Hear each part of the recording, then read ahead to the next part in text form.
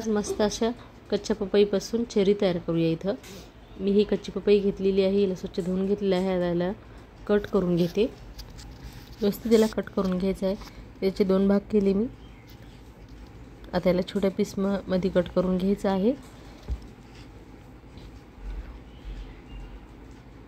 याला पूर्णपणे कट करून घेते। याची पूर्ण वरची साल काढून घ्यायची आहे, आपल्याला बिया काढून घ्यायच्या आहेत। आणि कच्ची पपई खूप छान अशी लागते, याची भाजी पण छान होते आणि चेरी सुद्धा खायला खूप छान राहते। आणि कच्ची पपई शरीरासाठी सुद्धा खूप खायला चांगली असते। आता याला पूर्ण याच्या वरच्या बिया ते काढून घेते। अशी पूर्ण ही वरची साल आपल्याला काढून घ्यायची आहे, ही पूर्णपणे काढून घेते। अशा प्रकारे ही काढून घ्यायचं आहे। त्याला कट करून घेते।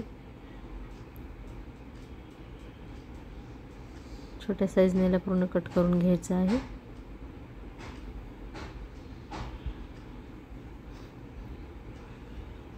त्याला बारीक कट करून घेते।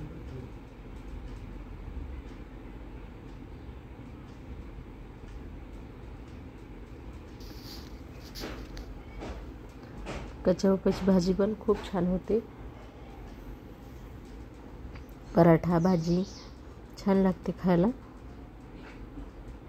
आता इथे पूर्ण कट करून घेते मी ही।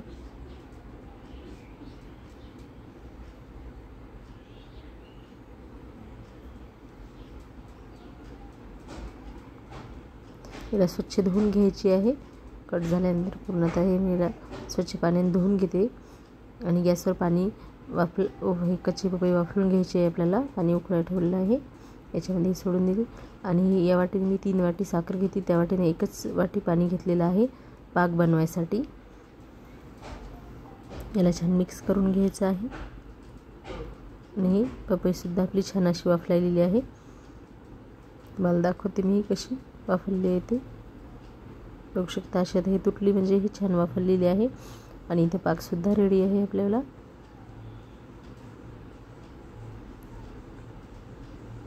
आपल्याला असंच पाक करायचा आहे। आता इथे मी पपई काढून घेतली, याचं पाणी छान निसरू देते आणि 3 वाट्यामध्ये टाकून घेतली। आता मी हे 3 कलरमध्ये करणार आहे पपई। खूप छान अशी 3 कलरमध्ये चेरी तयार केलेली आहे। आता याच्यामध्ये पाक टाकून द्यायचा आहे, थोडा थोडा पाक टाकून छान असं याला थोडा वेळ सुकत ठेवायचं आहे। आणि नंतर तुम्ही पपई खाऊ शकता, खूप छान अशी लागते, बघू शकता। हे सुकल्यानंतर किती छान अशी दिसायली आहे आणि खायला पण खूप छान लागते। मुलांना तर भरपूर प्रमाणात आवडते। कशी वाटली आजची रेसिपी ती नक्की सांगा। व्हिडिओ आवडल्यास नक्की लाईक करा, शेअर करा, कमेंट करा, सबस्क्राईब करा। पुन्हा एकदा भेटू एका नवीन छानशा व्हिडिओमध्ये।